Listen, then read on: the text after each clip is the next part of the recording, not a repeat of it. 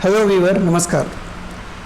कक्षा 8 हमारे अतीत पार्ट 3 का चैप्टर नंबर 9, जिसका शीर्षक है राष्ट्रीय आंदोलन का संगठन 1870 के दशक से 1947 तक। इस चैप्टर को इस वीडियो के माध्यम से हम लोग कंप्लीट करेंगे। चैप्टर शुरू करें इससे पहले आप सभी से एक रिक्वेस्ट कि यदि आप इस चैनल पर नए हैं तो प्लीज़ चैनल को सब्सक्राइब कर दीजिएगा, वीडियो अंत तक देखिए। पसंद आए तो इसे लाइक ज़रूर करें और अपने दोस्तों तक भी पहुंचाएं। पिछले अध्यायों में हम निम्नलिखित का अध्ययन कर चुके हैं। भारतीय भूक्षेत्र में अंग्रेज़ों का कब्जा और रियासतों का अधिकरण, नए कानूनों और प्रशासनिक संस्थाओं की शुरुआत, किसानों और आदिवासियों की ज़िंदगी में बदलाव, 19वीं सदी में आए शैक्षणिक बदलाव, महिलाओं की स्थिति से संबंधित वाद विवाद, जाति व्यवस्था की चुनौतियां, सामाजिक एवं धार्मिक सुधार, 1857 का विद्रोह और उसके बाद की स्थिति, हस्तकलाओं का पतन और उद्योगों का विकास। इन मुद्दों के बारे में आपने जो कुछ पढ़ा उसके आधार पर क्या आपको ऐसा लगता है कि भारत के लोग ब्रिटिश शासन से असंतुष्ट थे? यदि हाँ, तो विभिन्न समूह और वर्ग क्यों असंतुष्ट थे? तो राष्ट्रवाद का उदय। उपरोक्त बदलाव ने लोगों को एक अहम सवाल के बारे में सोचने के लिए विवश कर दिया।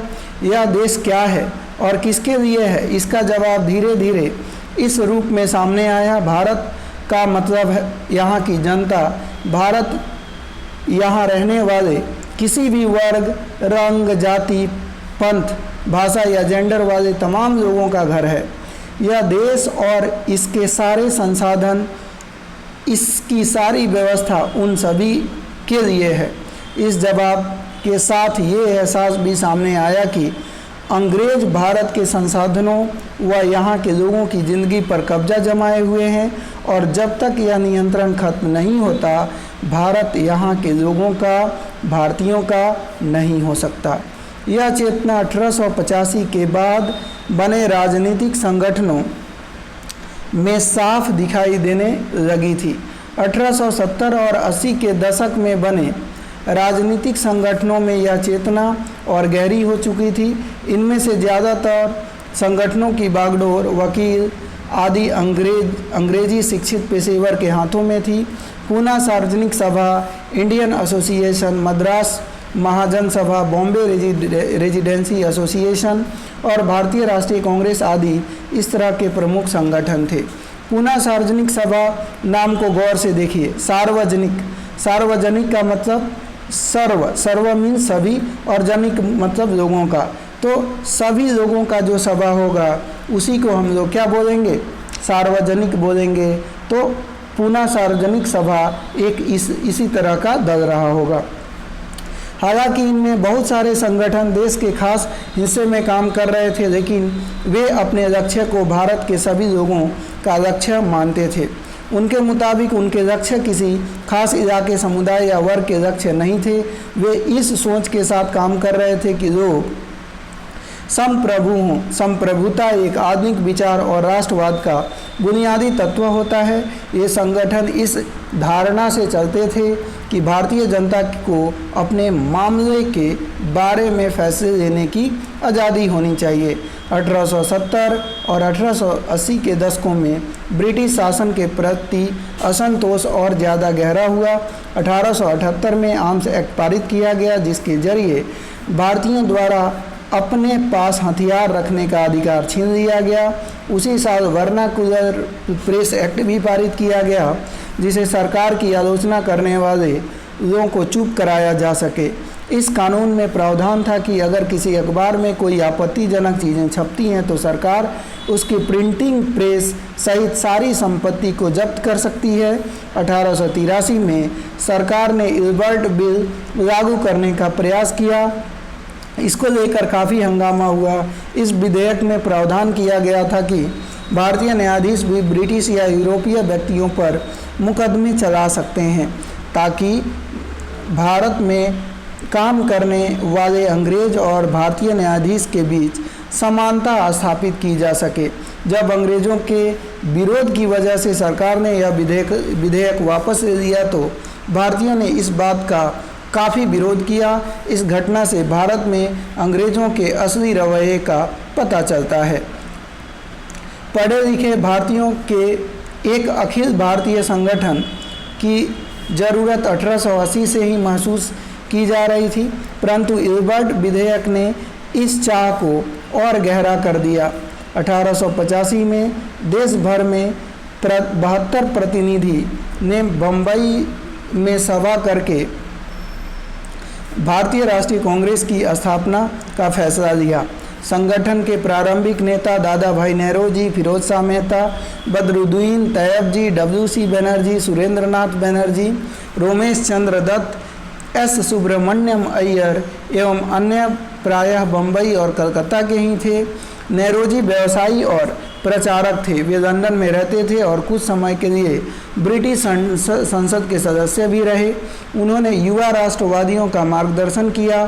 सेवानिवृत्त ब्रिटिश अफसर एवं ह्यूम ने भी विभिन्न क्षेत्रों के भारतीयों को निकट लाने में अहम भूमिका अदा की। उभरता हुआ राष्ट्रवाद। अक्सर कहा जाता है कि अपने पहले 20 सालों में कांग्रेस अपने उद्देश्य और तरीकों के लिहाज से मध्य मार्गी पार्टी थी। इस दौरान कांग्रेस ने सरकार और शासन में भारतीयों को और ज़्यादा जगह दिए जाने के लिए आवाज़ उठाई। कांग्रेस का आग्रह था कि विभिन्न परिषदों में भारतीयों को ज़्यादा जगह दी जाए, परिषदों को ज़्यादा अधिकार दिए जाएं और जिन प्रांतों में परिषदें नहीं हैं वहां उनका गठन किया जाए। कांग्रेस चाहती थी कि सरकार में भारतीयों को भी ऊंचे पद दिए जाएं। इस काम के लिए उसने मांग की कि सिविल सेवा के लिए लंदन के साथ साथ भारत में भी परीक्षा आयोजित की जाए। शासन व्यवस्था में भारतीयकरण की मांग नस्लवाद के खिलाफ चल रहे आंदोलन का एक हिस्सा थी, क्योंकि तब तक ज़्यादातर महत्वपूर्ण नौकरियों पर गोरे अफसर का ही कब्जा था।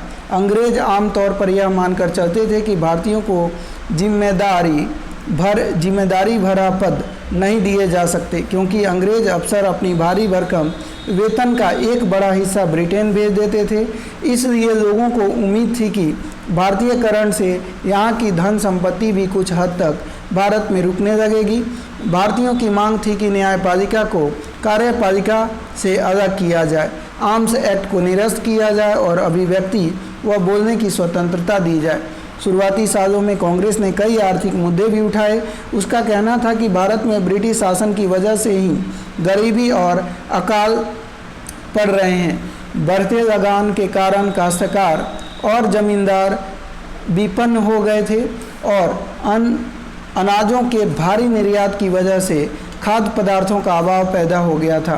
कांग्रेस की मांग थी कि लगान कम किए जाएं, फौजी खर्चों में कटौती की जाए और सिंचाई के लिए ज़्यादा अनुदान दिए जाएं।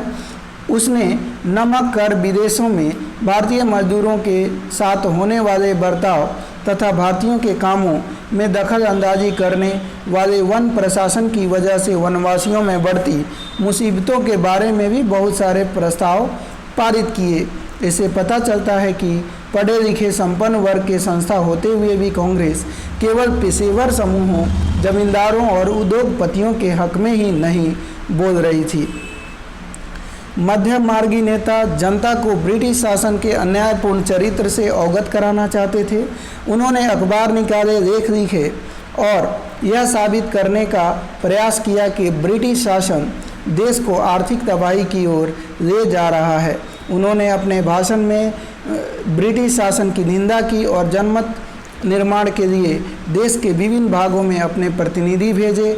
लेकिन मध्य मार्गियों को ये भी लगता था कि अंग्रेज स्वतंत्रता व न्याय के आदर्शों का सम्मान करते हैं, इसलिए वे भारतीयों की न्याय संगत मांगों को स्वीकार कर देंगे। लिहाजा कांग्रेस का मानना था कि सरकार को भारतीयों की भावना से अवगत कराया जाना चाहिए। स्वतंत्रता हमारा जन्मसिद्ध अधिकार है। 1890 के दशक तक बहुत सारे लोग कांग्रेस के राजनीतिक तौर तरीकों पर सवाल खड़ा करने लगे थे।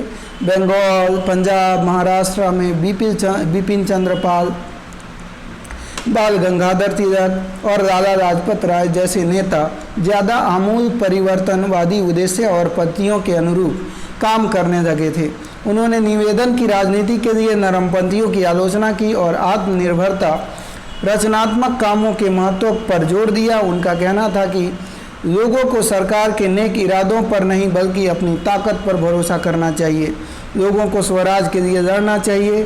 तिलक ने नारा दिया कि स्वतंत्रता मेरा जन्मसिद्ध अधिकार है और मैं इसे लेकर रहूँगा। 1905 में वायसराय कर्जन ने बंगाल का विभाजन कर दिया। उस वक्त बंगाल ब्रिटिश भारत का सबसे बड़ा प्रांत था। बिहार और उड़ीसा के कुछ भाग भी उस समय बंगाल का ही हिस्सा थे।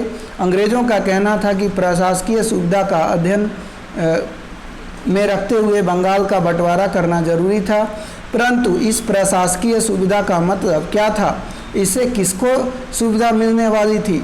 जाहिर है कि इसका ताल्लुक अंग्रेज अफसरों और व्यापारियों के फायदे से था। लेकिन सरकार ने गैर बंगाली इलाकों को अलग करने की बजाय उसके पूर्वी भाग को अलग करके असम में मिला दिया। पूर्वी बंगाल को अलग करने के पीछे अंग्रेज़ों का मुख्य उद्देश्य ये रहा होगा कि बंगाली राजनेताओं के प्रभाव पर अंकुश लगाया जाए और बंगाली जनता को बांट दिया जाए। बंगाल के विभाजन से देश भर में गुस्से की लहर फैल गई। मध्य मार्गी और आमूल परिवर्तनवादी कांग्रेस के सभी धड़ों ने इसका विरोध किया। विशाल जनसभाओं का आयोजन किया गया और जुलूस निकाले गए। जन प्रतिरोध के नए नए रास्ते ढूंढे गए। इससे जो संघर्ष उपजा उसे स्वदेशी आंदोलन के नाम से जाना जाता है। यह आंदोलन बंगाल में सबसे ताकतवर था, परंतु अन्य इलाकों में भी इसकी भारी अनुगूंज सुनाई दी। उदाहरण के लिए आंध्र प्रदेश के डेल्टा इलाके में इसे वंदे मातरम आंदोलन के नाम से जाना जाने लगा। स्वदेशी आंदोलन ने ब्रिटिश शासन का विरोध किया और स्वयं सहायता, उद्यमी, राष्ट्रीय शिक्षा और भारतीय भाषा के उपयोगों को बढ़ावा दिया। स्वराज के लिए आमूल परिवर्तनवादी ने जनता को लामबद्ध करने और ब्रिटिश संस्थाओं व वस्तुओं के बहिष्कार पर जोर दिया। कुछ लोग ब्रिटिश शासन को उखाड़ फेंकने के लिए क्रांतिकारी हिंसा के समर्थक थे। 20वीं शताब्दी के प्रारंभ में दशकों में कई दूसरी महत्वपूर्ण घटनाएं घटी। 1906 में मुस्लिम जमींदारों और नवाबों के एक समूह ने ढाका में ऑल इंडिया मुस्लिम लीग का गठन किया। लीग ने बंगाल विभाजन का समर्थन किया। लीग की मांग थी कि मुसलमानों के लिए अलग निर्वाचिका की व्यवस्था की जाए। 1909 में सरकार ने यह मांग मान ली। अब परिषदों के कुछ सीटों मुसलमान उम्मीदवार के लिए आरक्षित की गई, जिन्हें मुस्लिम मतदाताओं द्वारा ही चुनकर भेजा जाना था। इससे राजनेताओं ने अपने धार्मिक समुदाय के लोगों को अपना राजनीतिक समर्थक बनाने का लालच पैदा हो गया। 1907 में कांग्रेस टूट गई।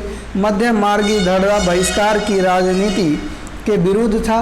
इन लोगों का मानना था कि इसके लिए बल प्रयोग की आवश्यकता होती है, जो कि सही नहीं है। संगठन टूटने के बाद कांग्रेस मध्य मार्गी दबदबा बन गया, जबकि तिलक के अनुयायी बाहर से काम करने लगे। दिसंबर 1915 में दोनों खेमे में एक बार फिर एकता स्थापित हुई।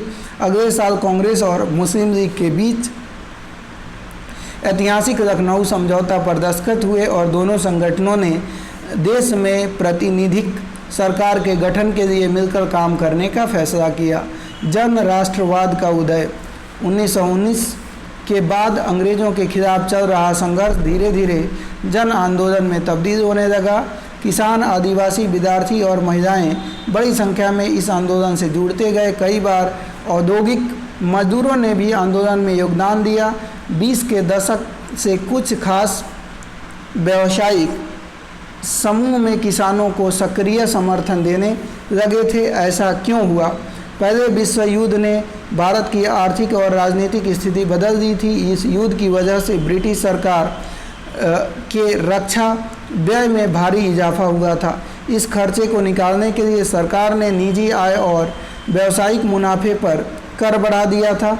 सैनिक व्यय में इजाफे तथा युद्धक आपूर्ति की वजह से ज़रूरी कीमतों की चीज़ों में भारी उछाल आया और आम लोगों की ज़िंदगी मुश्किल होती गई। दूसरी ओर व्यावसायिक समूह युद्ध से बेहिसाब मुनाफा कमा रहे थे, जैसा कि आप अध्याय 7 में देख चुके हैं। इस युद्ध में औद्योगिक वस्तुओं की मांग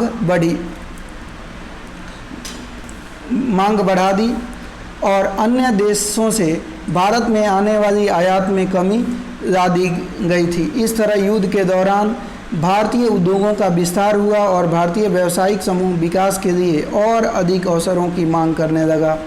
युद्ध ने अंग्रेज़ों को अपनी सेना बढ़ाने के लिए विवश किया। एक विदेशी युद्ध की खातिर गांवों में सिपाहियों की भर्ती के लिए दबाव डाला जाने लगा। बहुत सारे सिपाहियों को दूसरे देशों में युद्ध मोर्चे पर भेज दिया गया। इनमें से बहुत सारे सिपाही युद्ध के बाद यह समझदारी लेकर लौटे कि साम्राज्यवादी शक्तियाँ एशिया और अफ्रीका के लोगों का किस तरह शोषण कर रही हैं।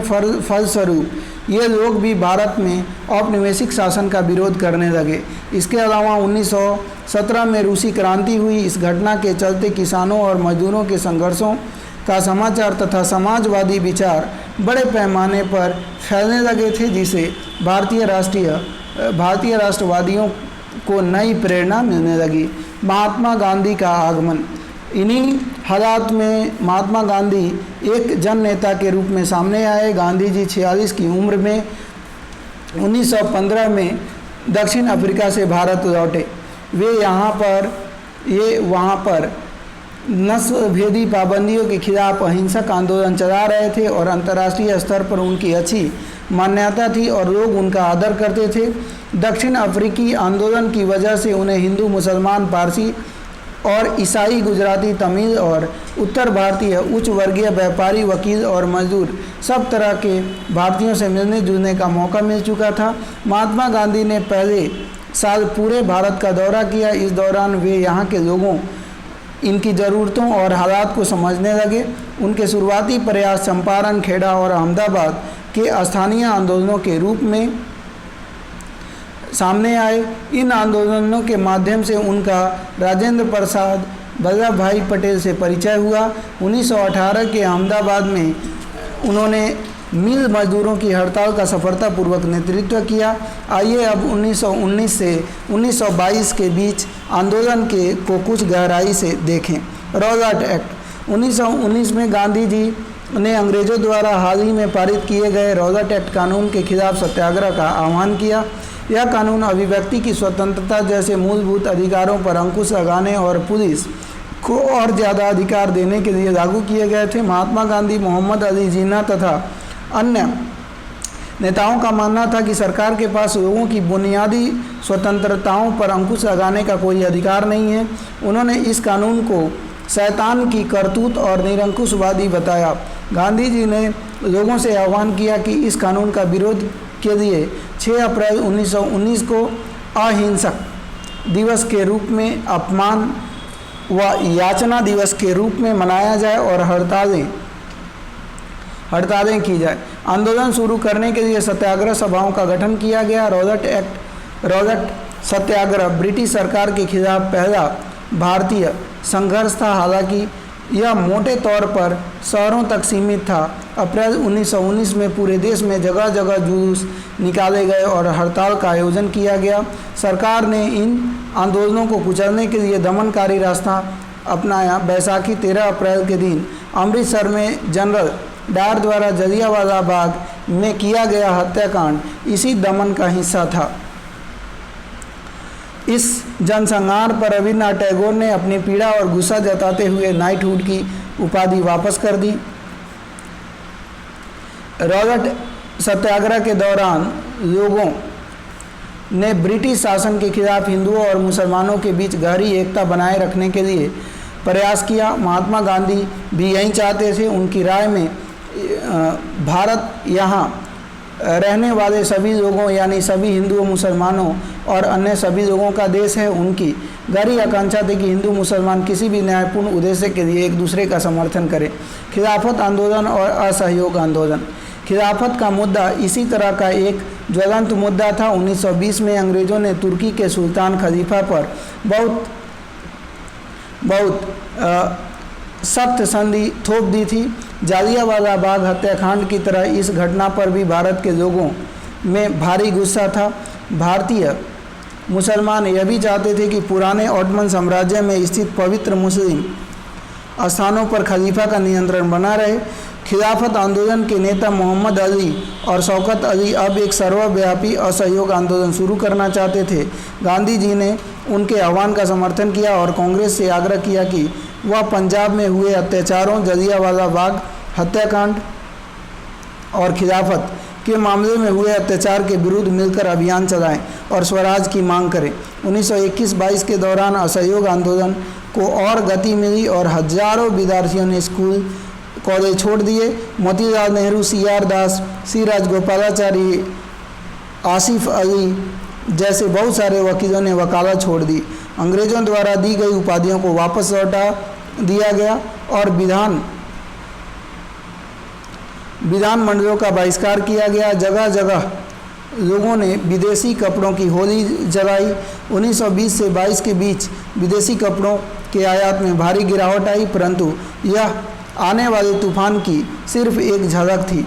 देश के ज़्यादातर हिस्से एक भारी विद्रोह के मुहाने पर खड़े थे। लोगों की पहलकदमी। कई जगहों पर लोगों ने ब्रिटिश शासन का अहिंसक विरोध किया, लेकिन कई स्थानों पर विभिन्न वर्गों और समूहों ने गांधी जी के आह्वान के अपने हिसाब से अर्थ निकाले और इस तरह से रास्ते अपनाए कि गांधी जी के विचारों से मेल नहीं खाते थे। सभी जगह लोगों ने अपने आंदोलन को स्थानीय मुद्दों के साथ जोड़कर आगे बढ़ाया। आइए ऐसे कुछ उदाहरणों पर विचार करें।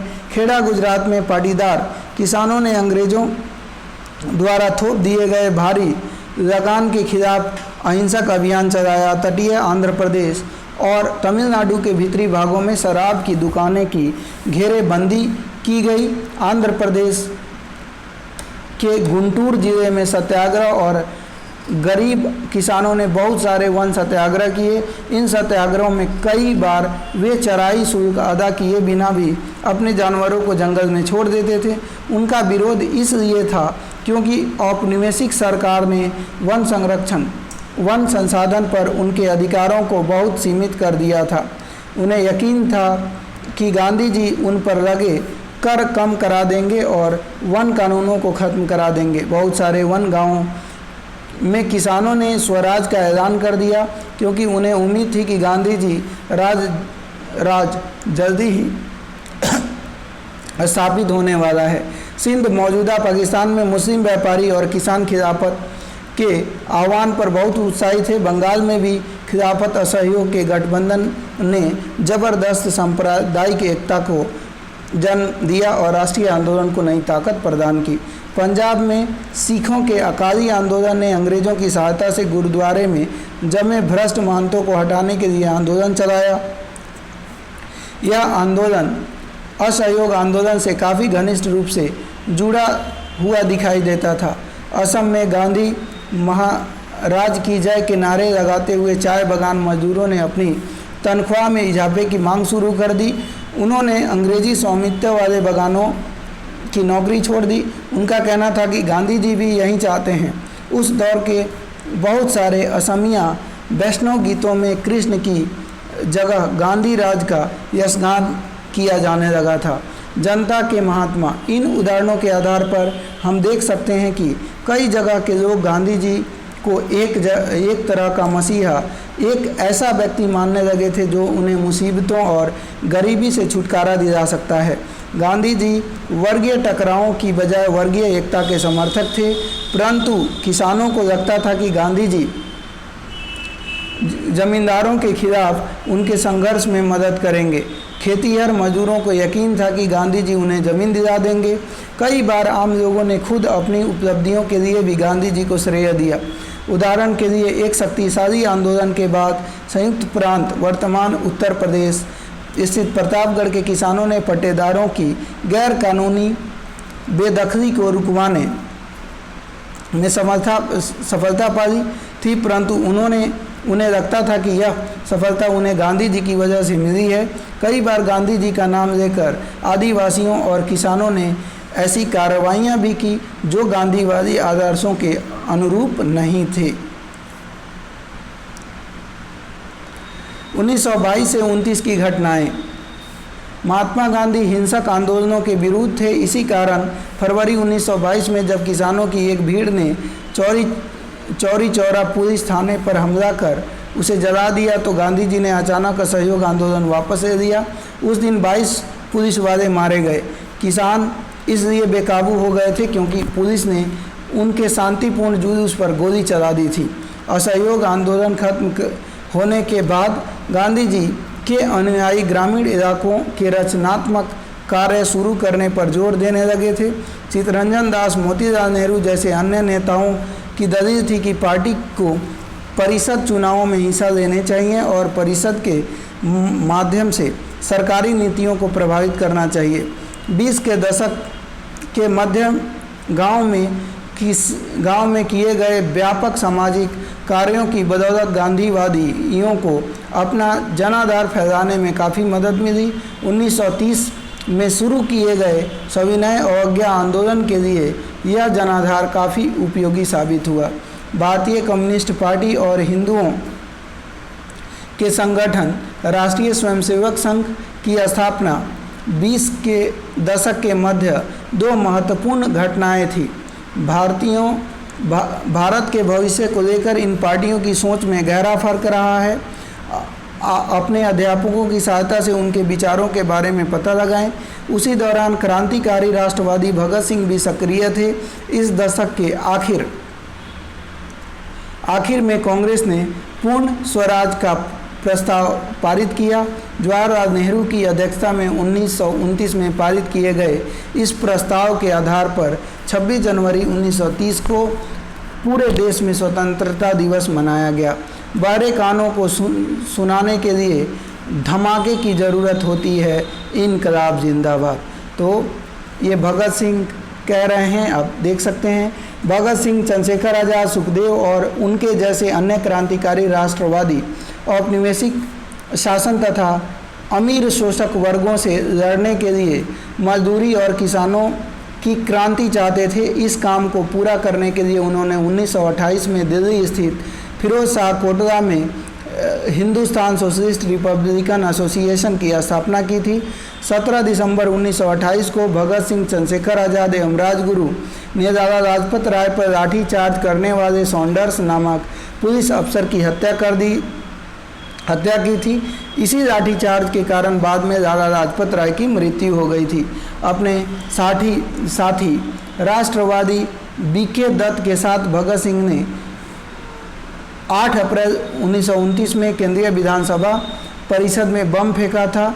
क्रांतिकारियों ने अपने पर्चे में कहा था कि उनका मकसद किसी की जान लेना नहीं बल्कि बहरों को सुनाना है तथा विदेशी सरकार को उसके द्वारा किए जा रहे भयानक शोषण से अवगत कराना है।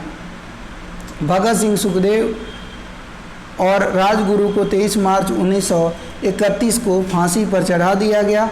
उस समय भगत सिंह की आयु सिर्फ 23 साल की थी। दांडी मार्च। पूर्ण स्वराज अपने आप आने वाला नहीं था, इसके लिए लोगों को लड़ाई में उतरना था। 1930 में गांधी जी ने ऐलान किया कि वह नमक कानून तोड़ने के लिए यात्रा निकालेंगे। उस समय नमक के उत्पादन और बिक्री पर सरकार का एकाधिकार होता था। महात्मा गांधी और अन्य राष्ट्रवादियों का कहना था कि नमक पर टैक्स वसूलना पाप है क्योंकि यह हमारे भोजन का एक बुनियादी हिस्सा होता है। नमक सत्याग्रह ने स्वतंत्रता की व्यापक चाह को लोगों की एक खास शिकायत सभी से जोड़ दिया था और इस तरह अमीरों और गरीबों के बीच मतभेद पैदा होने लगा था। गांधी जी और उनके अनुयायी साबरमती से 240 किलोमीटर दूर स्थित दांडी तक पैदल चलकर गए और वहां उन्होंने तट पर बिखरा नमक इकट्ठा करके नमक कानून का सार्वजनिक रूप से उल्लंघन किया। उन्होंने पानी उबालकर भी नमक बनाया। इस आंदोलन में किसानों, आदिवासियों और महिलाओं ने बड़ी संख्या में हिस्सा लिया। नमक के मुद्दे पर एक व्यावसायिक संघ ने पर्चा प्रकाशित किया। सरकार ने शांतिपूर्ण सत्याग्रहियों के निर्मम दमन के जरिए आंदोलन को कुचलने का प्रयास किया। हजारों आंदोलनकारियों को जेल में डाल दिया गया। भारतीय जनता के साझा संघर्षों के चलते आखिरकार 1935 में 35 के गवर्नमेंट ऑफ इंडिया एक्ट में प्रांतीय स्वायत्तता का प्रावधान किया गया। सरकार ने ऐसा ऐलान किया कि 1937 में प्रांतीय विधायिकाओं के लिए चुनाव कराए जाएंगे। इन चुनावों के परिणाम आने पर 11 में से 7 प्रांतों में कांग्रेस की सरकार बनी।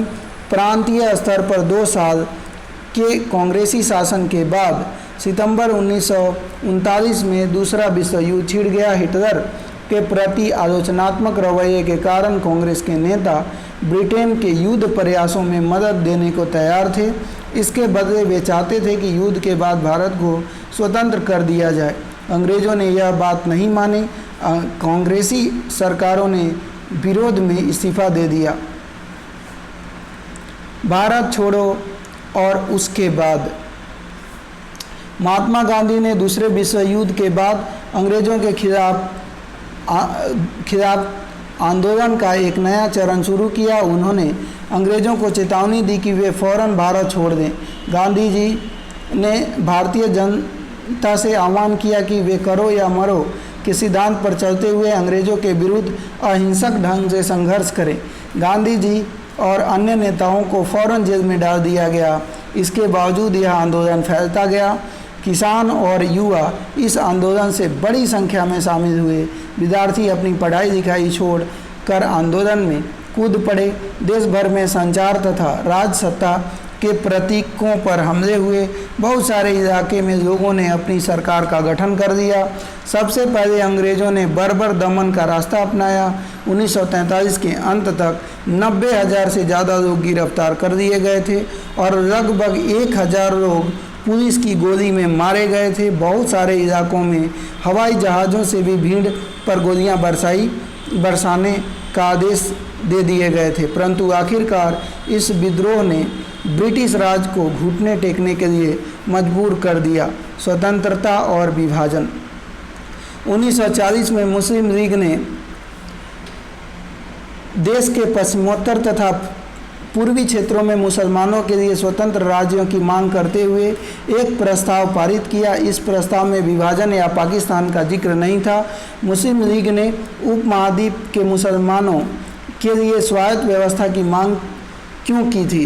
1930 के दशक में आखिरी सालों से लीग मुस्लिमों और हिंदुओं को अलग राष्ट्र मानने लगी थी। इस विचार तक पहुंचने में 20 और 30 के दशकों में हिंदुओं और मुसलमानों के कुछ संगठनों के बीच हुए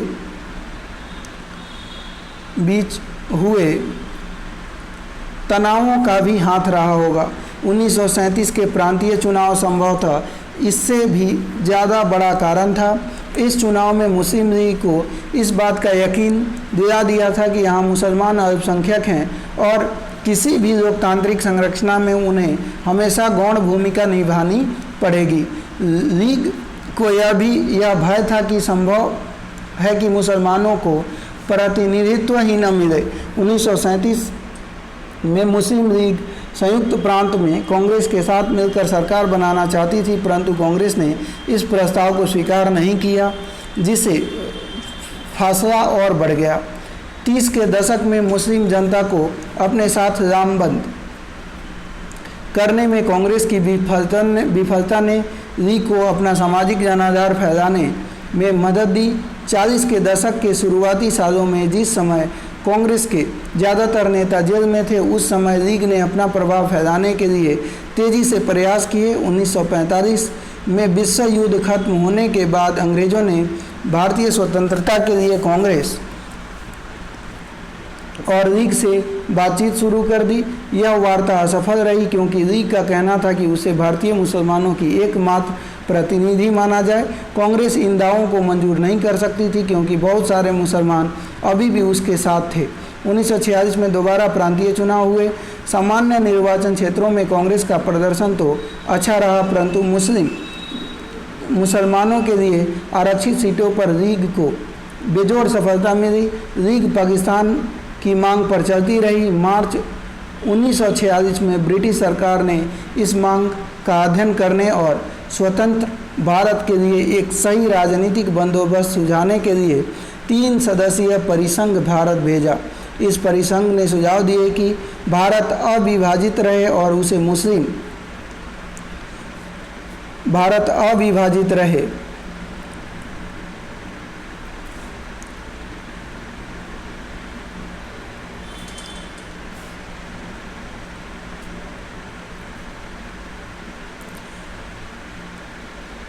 भारत भेजा, इस अविभाजित रहे और उसे मुस्लिम बहुल क्षेत्रों को स्वायत्तता देते हुए एक ढीले ढाले महासंघ के रूप में संगठित किया जाए। कांग्रेस और मुस्लिम लीग दोनों ही प्रस्ताव में कुछ खास प्रावधानों पर सहमत नहीं थे। अब देश का विभाजन अवश्यंभावी था। कैबिनेट मिशन की इस विफलता के बाद मुस्लिम लीग ने पाकिस्तान की अपनी मांग मनवाने के लिए जन आंदोलन शुरू करने का फैसला किया। उसे 16 अगस्त 1946 को प्रत्यक्ष कार्रवाई दिवस मनाने का आह्वान किया। इसी दिन कलकत्ता में दंगे भड़क उठे जो कई दिन तक चलते रहे। इन दंगों में हजारों लोग मारे गए। मार्च 1947 तक उत्तर भारत के विभिन्न भागों में भी हिंसा फैल गई। कई लाख लोग मारे गए। असंख्य महिलाओं को विभाजन की इस हिंसा में अकथनीय अत्याचारों का सामना करना पड़ा। करोड़ों लोगों को अपने घर बार छोड़कर भागना पड़ा। अपने मूल स्थान से बिछड़कर ये लोग रातों रात अजनबी जमीन पर शरणार्थी बनकर रह गए। विभाजन का नतीजा यह भी हुआ कि भारत की शकल सूरत बदल गई और उसके शहरों का माहौल बदल गया और एक नया देश पाकिस्तान का जन्म हुआ। इस तरह ब्रिटिश शासन से स्वतंत्रता का यह आनंद विभाजन की पीड़ा और हिंसा के साथ हमारे सामने आया। अफ्रीका में राष्ट्रवाद। 19वीं सदी के आखिर और 20वीं सदी के शुरुआत में बहुत सारे अफ्रीकी और एशियाई देशों में राष्ट्रवाद का उदय हुआ। इनमें से बहुत सारे देशों में राष्ट्रवाद का उदय स्वतंत्रता के लिए उपनिवेशवाद विरोधी संघर्षों के तहत हुआ। अफ्रीका में औपनिवेशिक शासन तानाशाही जैसा था। विदेशी शासकों के प्रतिनिधि के रूप में केवल मुखियाओं को ही शासन चलाने की छूट दी जाती थी या फिर अफ्रीकियों के बारे में केवल गोरे प्रतिनिधियों वाली सभाएं कानून बनाती थी। कम से कम दूसरे विश्व युद्ध के बाद तक अफ्रीकियों के पास निर्णय लेने या प्रतिनिधित्व की ताकत नहीं थी। स्थानीय भूस्वामियों या किसानों से जमीन का जबरन अधिग्रहण, करों में वृद्धि और खराब कार्य परिस्थितियों की वजह से बहुत सारे अफ्रीकी आंदोलन शुरू हुए। 1957 में घाना स्वतंत्रता पाने वाला उप सहारा अफ्रीका का पहला देश बना। इससे पहले उसे गोल्ड कोस्ट के नाम से जाना जाता था। यहाँ स्वतंत्रता आंदोलन का नेतृत्व क्वामे नक्रुमा की कन्वेंशन पीपुल्स पार्टी कर रही थी। घाना की जनता ने स्वतंत्रता के लिए हड़ताल, बहिष्कार, जन आंदोलनों का रास्ता अपनाया था। 1951 में कन्वेंशनल पीपुल्स पार्टी को चुनावों में ज़बरदस्त सफलता मिली थी। इस पार्टी ने उस प्रणाली का विरोध किया जिसमें ब्रिटिश शासकों ने मुखियाओं को विधानसभाओं में अपने प्रतिनिधित्वों को भेजने का अधिकार दिया हुआ था। इस पार्टी ने अंग्रेजों पर दबाव डाला कि ऐसी विधानसभाएं बनाएं जिससे कोई मनोनीत या विशेष सदस्य न हो। 1954 में इस मांग को मान लिया गया। 1956 में नई विधान परिषद के लिए चुनाव हुए। कन्वेंशन पीपल्स पार्टी ने इन चुनावों में सफलता पाई और इस तरह घाना के नाम से एक नव स्वाधीन राष्ट्र के निर्माण का मार्ग प्रशस्त हुआ। तो दोस्तों, ये चैप्टर हमने कंप्लीट कर दिया है। उम्मीद है वीडियो पसंद आई होगी। वीडियो पसंद आई हो तो लाइक कर दीजिएगा। चैनल पर नए हैं तो सब्सक्राइब ज़रूर करें।